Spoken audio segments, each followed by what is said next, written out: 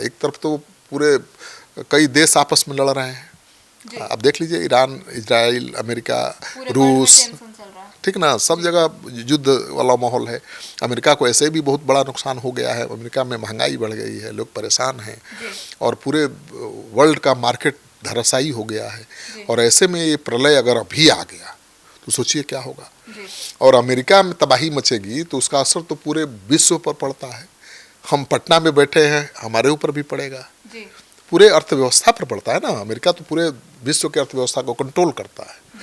तो ये तबाही केवल अमेरिका के एक शहर, एक राज्य को तबाह नहीं करेगी, पूरे वर्ल्ड को प्रभावित करेगी।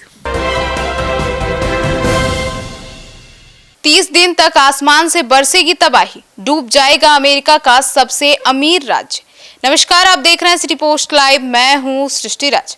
अमेरिका के कैलिफोर्निया पर एक ऐसी महाप्रलय का खतरा मंडरा रहा है जिसे वैज्ञानिक बाइबिकल मेगा फ्लड कह रहे हैं, यानी ऐसी महाबाढ़ जिसका जिक्र बाइबल में भी किया गया है। ARK स्टॉर्म 2.0 नाम का यह संकट 30 दिनों तक चलने वाले तूफानों का एक सिलसिला है जो पूरे राज्य को जलमग्न कर देगा। अब ग्लोबल वार्मिंग की वजह से इसकी आशंका अब दोगुना हो गई है। विशेषज्ञों के मुताबिक इसके $1 ट्रिलियन से अधिक आर्थिक नुकसान और लाखों लोगों का विस्थापन हो सकता है। क्या है ये, इसके बारे में विस्तार से बताएंगे chief editor Shrikant Pittaur sir. Sir, क्या दुनिया की चौथी सबसे बड़ी अर्थव्यवस्था इस विनाश से निपटने के लिए तैयार है? देखिए, ये शासन विनाश से निपटने के लिए बिल्कुल तैयार नहीं है। देखिए, कैलिफोर्निया दुनिया में जानी जाती है गोल्डन स्टेट के नाम से। आज एक बड़े संकट के मुहाने पर खड़ा है ये शहर, ये राज्य। लगभग 4 करोड़ की आबादी है और दुनिया की सबसे चौथी बड़ी अर्थव्यवस्था वाला यह राज्य है। तकनीकी नवाचार और मनोरंजन जगत का वैश्विक केंद्र माना जाता है। लेकिन इस चमक धमक और समृद्धि के नीचे एक प्राकृतिक आपदा का खौफनाक सच भी छिपा हुआ है। कैलिफोर्निया के लोग दशकों से भूकंप और जंगलों की आग से जूझने के आदी रहे हैं। अकेले साल 2025 में ही भीषण आग ने बहुत नुकसान पहुंचाया था। राज्य भर में 5 लाख एकड़ से अधिक जमीन को आग निगल गया था। इस त्रासदी में 31 लोगों की जान भी गई थी और अरबों डॉलर का नुकसान भी हुआ था। जी सर, तो कैलिफोर्निया में प्रकृति हमेशा से ही चरम सीमाओं पर रही है, तो क्या इस महाप्रलय को रोकने के लिए तैयार है? देखिए, इस महाप्रलय के लिए अभी तैयार नहीं है कैलिफोर्निया। पिछले कुछ सालों में कैलिफोर्निया की आपदा प्रबंधन योजनाएं पूरी तरह से वाइल्ड फायर और सूखे के इर्द गिर्द घूमती रही हैं। राज्य पिछले 25 सालों से लगातार सूखे की स्थिति में था, जहां एक तरफ भीषण सूखा और आग है, वहीं दूसरी तरफ मूसलाधार बारिश और विनाशकारी बाढ़ का इतिहास भी रहा है। साल 2023 में ही तूफानों और बाढ़ ने हजारों लोगों को बेघर कर दिया और बिजली सप्लाई ठप कर दी थी। लेकिन वैज्ञानिकों का कहना है कि यह तो बस एक छोटी सी झलक थी। असली खतरा तो ARK स्टॉर्म 2 है, जो आने वाले समय में कैलिफोर्निया का नक्शा बदल देगा। जी सर, ARK स्टॉर्म 2.0 क्या है और कैलिफोर्निया का नक्शा कैसे बदल सकता है? देखिए, वैज्ञानिक अब एक ऐसे महातूफान की तैयारी कर रहे हैं जो 30 दिनों तक लगातार तांडव मचा सकता है। यह मेगा स्टॉर्म पिछले 200 सालों में देखे गए किसी भी संकट से बहुत अधिक बड़ा है और विनाशकारी है। ग्लोबल वार्मिंग ने इस कब के सवाल को और भी करीब ला दिया है। यह तूफान इस साल भी आ सकता है या अगले कुछ दशकों में कभी भी, लेकिन जब आएगा तो वैश्विक इतिहास की सबसे महंगी और घातक आपदा साबित होगा। तो आर्म स्टॉर्म वास्तव में आसमान में बहने वाली कई विशाल नदियां हैं जो पानी की भाप के रूप में नमी को उष्णकटिबंधीय क्षेत्रों से ध्रुवों की ओर ले जाती हैं।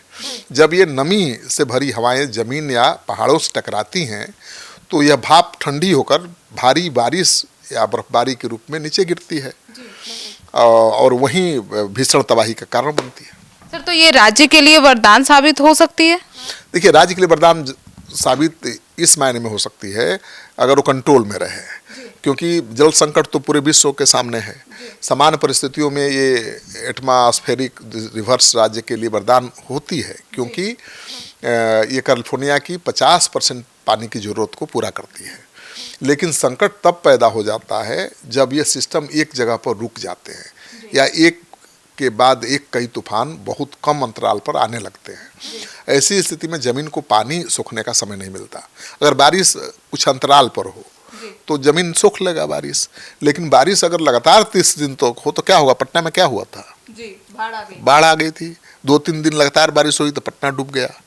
तो वहाँ 30 दिनों तक अगर आसमान से बादल फटेंगे, नदियाँ चली आएंगी जमीन पर, तो आप सोचिए क्या हाल होगा। तो नदियाँ अपनी सीमाओं को तोड़कर शहरों में घुस जाएंगी। आज के आधुनिक कैलिफोर्निया में अगर वैसा भी कुछ होता है अगर, तो नुकसान की कल्पना भी करना परे से ऊपर है। विशेषज्ञों का मानना है कि इससे होने वाला नुकसान $1 ट्रिलियन को पार कर जाएगा, जो किसी भी भूकंप से होने वाले नुकसान से बहुत ज़्यादा है। पानी की गहराई कई रिहायशी इलाकों में 20 फीट तक पहुंच सकती है, जिससे करोड़ों लोग प्रभावित होंगे। अब 20 फीट पानी मतलब नदी, तो शहर नदी में तब्दील हो जाएगा। कितनी तबाही होगी। तो सर ऐसे में क्या ARK स्टॉर्म 2.0 का प्रभाव पूरे राज्य में एक जैसा होगा? बिल्कुल नहीं। देखिए, ARK स्टॉर्म 2 का प्रभाव पूरे राज्य में एक जैसा नहीं होगा, क्योंकि एक ही जगह पर सारे बादल नहीं फटेंगे। आसमान में घूम रही नदियाँ एक ही जगह पर नहीं गिरेंगी। वैज्ञानिकों की सबसे बड़ी चिंता है सेंट्रल वैली को लेकर। यहाँ यह इलाका कैलिफोर्निया का दिल है, जहाँ से पूरी दुनिया को फल और सब्जियाँ सप्लाई होती हैं। यह राज्य का कृषि केंद्र होने के साथ साथ जल आपूर्ति प्रणाली की मुख्य स्रोत है। यहाँ सिएरा नेवादा पहाड़ों से आने वाला पानी सैक्रामेंटो और सैन जोकिन नदी प्रणालियों में मिलता है। इस पूरे इलाके में हजारों मील लंबे बांध, नहरें, पंपिंग स्टेशन बनाए गए हैं ताकि खेती और शहरों को बाढ़ से बचाया जा सके, पीने की पानी की व्यवस्था की जा सके।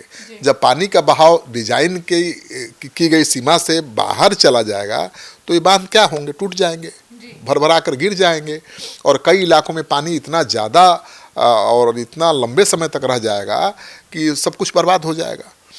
देखिए, पानी गिरे आसमान से ज़मीन पर और फिर रुक जाए तब तो ज़मीन सूख लेती है, लेकिन पानी लगातार 30 दिन तक गिरने लगे तो उसको ज़मीन कैसे सूखेगी?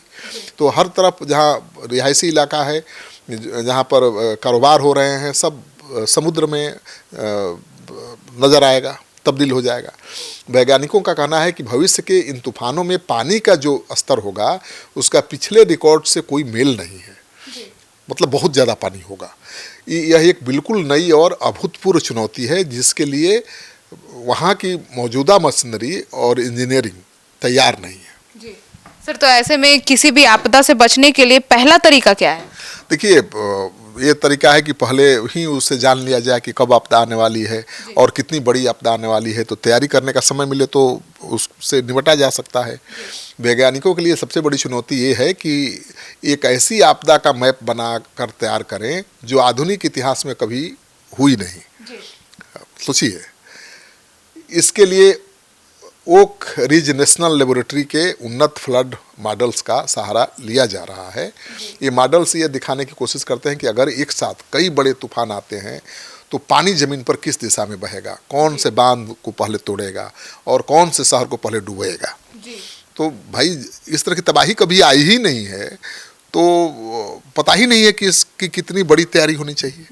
केवल अंदाज पर, अनुमान पर आधारित है, और एक तबाही कब आएगी ये भी नहीं पता है, टाइमिंग भी नहीं पता है। जी, मतलब इस पूरे तबाही की टाइमलाइन ही नहीं पता है कि क्या है। बिल्कुल टाइमलाइन नहीं पता है, इसीलिए खतरा है। देखिए, सांख्यिकी के हिसाब से देखें तो यह मेगा स्टॉर्म इस साल भी आ सकता है या अगले 17 सालों तक नहीं आ सकता है। यह पूरी तरह से किस्मत का खेल बन गया है।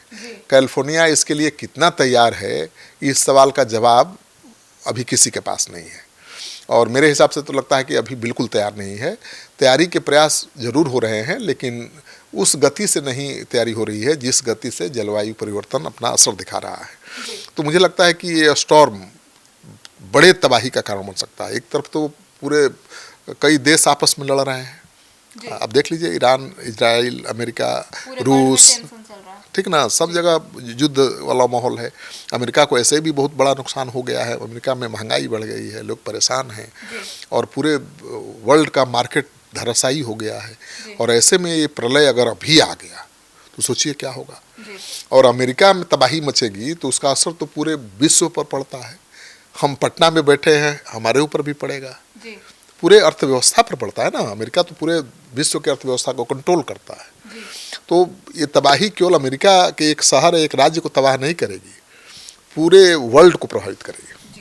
तो सुना आपने, तो अब देखना होगा कि क्या ये जो स्टॉर्म है इसको लेकर क्या तैयारी चल रही है। आपकी क्या राय है, अपनी राय जरूर बताइएगा। धन्यवाद।